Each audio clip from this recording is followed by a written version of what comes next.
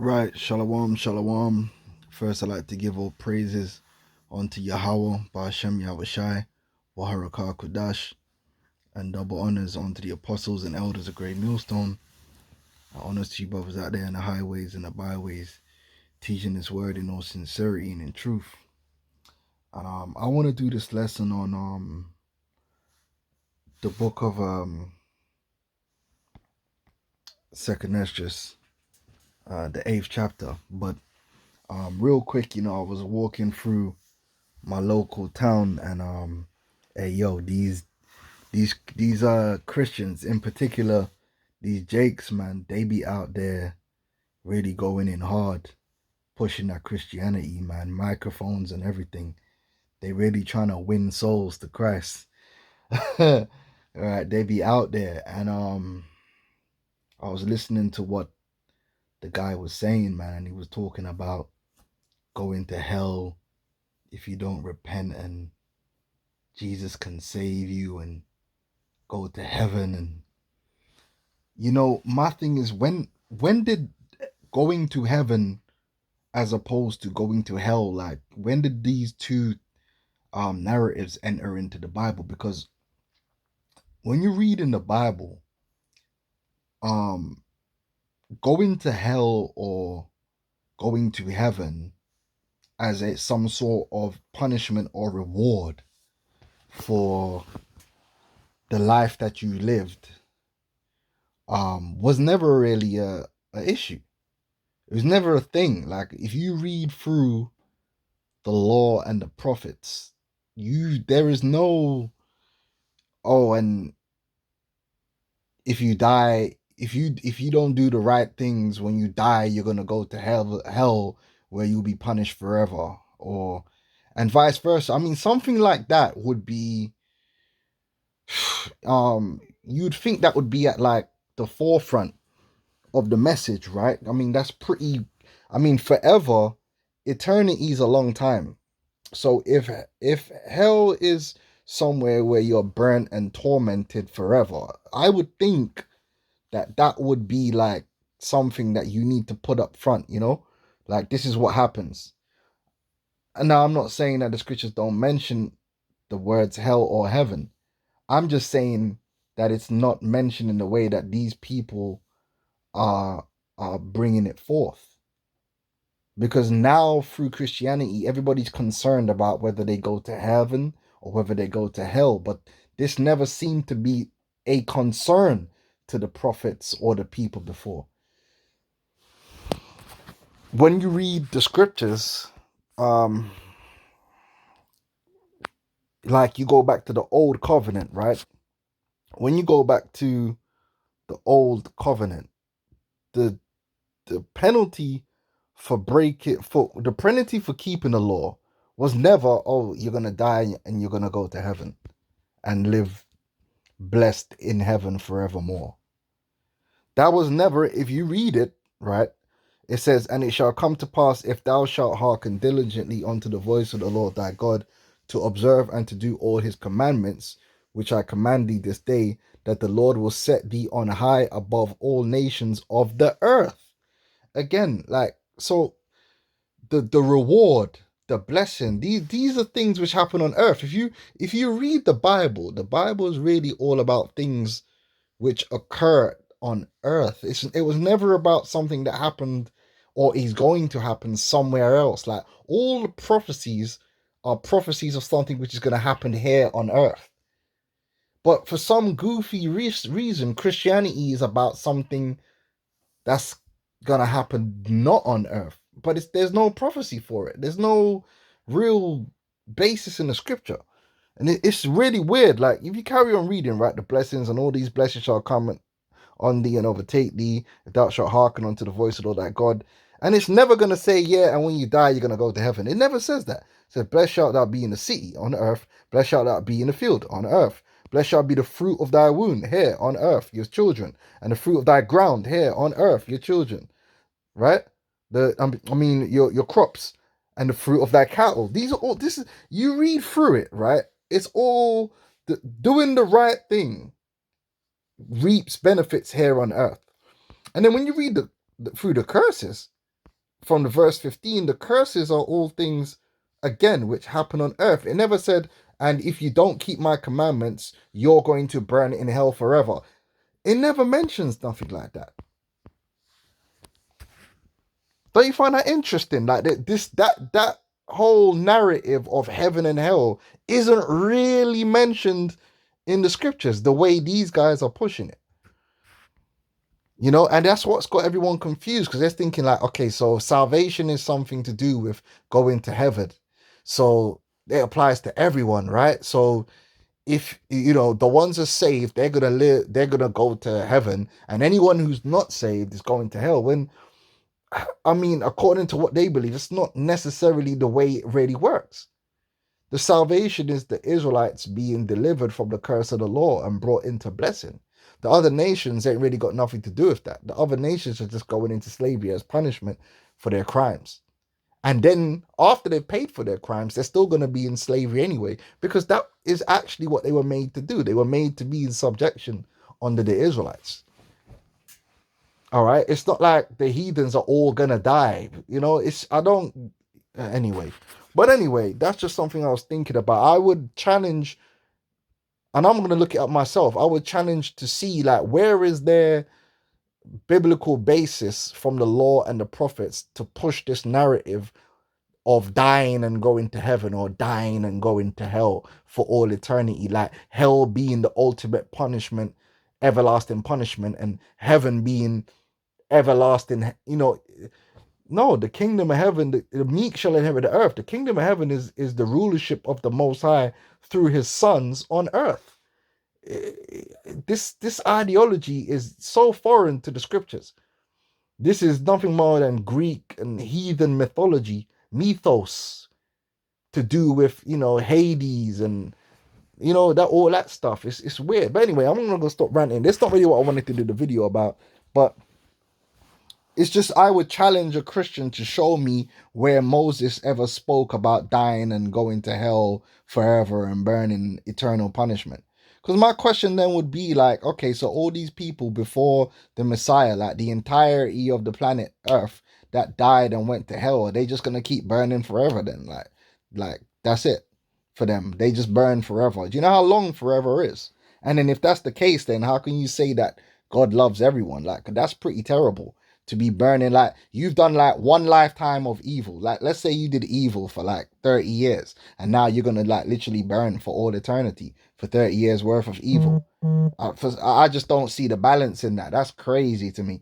But yeah, I would put that forward to one of you Christians to show me where this whole notion of heaven and hell as you define it, because we know hell is a condition on earth and it's also the ground, the grave, and heaven, well, there's more than one heaven. Heaven, it can be a condition of earth on earth. Heaven is the sky. Heaven is the spirit world, and the kingdom of heaven is the rulership of the sons of God on earth.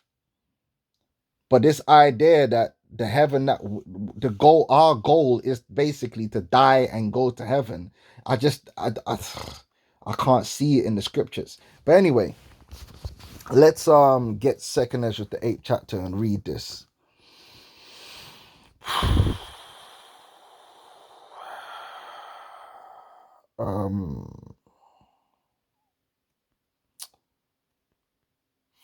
Yeah, am I gonna have to skip through because I don't want to. 1 second. Salakia, really, I want to get verse 7 and then we'll go down into 8, I believe. Salakia, this is what I really want. So, I mean, do your homework, go back and read chapter 6. I mean, it clearly states in chapter 6 that the other nations are insignificant to the Most High. So let's move on to chapter 7. It says, and when I had made an end of speaking these words, there was sent unto me the angel which had been sent unto me the nights afore. And he said unto me, up, Esdras, and hear the words I am come to tell thee. And I said, speak on, my God. Then said he unto me, the sea is set in a wide place, that it might be deep and great. But put the case the entrance were narrow and like a river. Who then could go into the sea to look upon it, and to rule it? If he went not through the narrow, how could he come into the broad? There is also another thing. A city is builded and set upon a broad field and is full of all good things. The entrance thereof is narrow and is set in a dangerous place to fall, like as if there were a fire on the right hand and on the left a deep water, and one only path between them, both even between the fire and the water, so small that there could but one man go there at once. If this city now were given unto a man for an inheritance, if he never shall pass the danger set before it, how shall he receive the inheritance? Right? And so, it says, and I said, it is so, Lord. Then said he unto me, even so also is Israel's portion. You see, the inheritance, the glory, the kingdom was always for the Israelites. But to enter into, the scripture says, through much tribulation shall we enter into the kingdom of heaven. The path that Israel has had to take to get to that kingdom is a hard path, beginning with Yahushua. It's not an easy path. It's a narrow path, beginning with Yahushua and then on to the elect. To enter into that kingdom, it's our path to take. It's our inheritance. These nations are part of the inheritance because we're going to inherit them. But it's actually our inheritance. It's our path. That's why it says, and I said, it is so. So then said he unto me, even so also is Israel's portion. Our portion, which is the kingdom of heaven, the rulership over the earth, is likened unto, as it says, it's prepared for us, but it's perilous. There's a narrow that we need to go through, which is these last days, which is these times of tribulation, the path of faith, this fiery trial. This is what we got to go through. All right, to get there. This has never been about the other nations, and then the funny thing is like when you go into the scriptures now, and then you go into wide is the gate, right? It's the same thing basically that Yahweh Shai is talking about, right? The straight, you have to enter in at that straight gate. That's our path. The straight gate is the path that Israel has to take. It's not about the other nations, because then that inheritance was never for them. The inheritance that the scriptures is talking about is the inheritance which was ordained for the seed of Abraham. And the seed of Abraham ain't just anyone. The seed of Abraham is a physical seed, right? Abraham, Isaac, and Jacob. That's the seed, right? Matthew 7:13. Enter ye in at the straight gate, for wide is the gate and broad is the way that leadeth to destruction, and many there be which go thereat. Because straight is the gate and narrow is the way which leadeth unto life, and few there be that find it. And those that few represents the elect of Israel, that remnant. All right, reading on. It says this is it's all about Israel and our, the kingdom of heaven is our inheritance. It's never been for everyone. The Lord never said, "Oh, I'm gonna make a covenant with all humanity." No, it was, man, come on, man. Stop the foolishness, man. Uh, It says, because for their sakes I made the world, and when Adam, whose sake? Israel. Not he, the Lord didn't make the world for the sake of humanity. He made the world for the sake of Israel. It's all about Israel. The other nations are not important, man. This has been said time and time again, but you want us to believe that the Lord sacrificed his son for a people he don't care about. That makes no sense, man. That's crazy. No one does that. That's not even make sense. It's not even logical. He said, for God so loved the world. Well, how could the Lord, if that's talking about everyone, how can he love everyone when he said they're insignificant to him? How can you love someone and still have them be insignificant to you? It's make it make sense, man. Then were the entrances of the world, entrances of the I said, when Adam transgressed my statutes, then was decreed that now is done. Then were the entrances of this world made narrow, full of sorrow and travail. They are but few and evil, full of perils and very painful. For the entrances of the elder world were wide and sure, and brought immortal fruit. If then they that live labor not to enter these straight and vain things, they can never receive those that are laid up for them. Now therefore, why disquietest thou thyself, seeing thou art but a corruptible man? And why art thou moved, whereas thou art but mortal? Why hast thou not considered in thy mind this thing that is to come, rather than that which is present? And the thing that is to come is, yeah, because Ezra was pained by the condition of our people, man. Like, our people are messed up. Our people are absolutely messed up and jacked up. Our people are in a low estate, man. They're in great darkness, man. Like, wickedness. It's not good to see. But the point is that this isn't the end of us. This dead state that we're in isn't the end. Something beautiful is happening. The Lord is going to rejuvenate and bring life back to our people, beginning with the elect. And that's why the apostles and elders always say, listen, it's all about the elect, because the rest of the nation ain't going to make it this time around. But through the elect, all Israel shall be saved. And so on the other side, that's when you're going to see Israel as it should be in its glory. So we can't really be focusing on what's going on now. Our focus is supposed to be what the Lord has in store for us.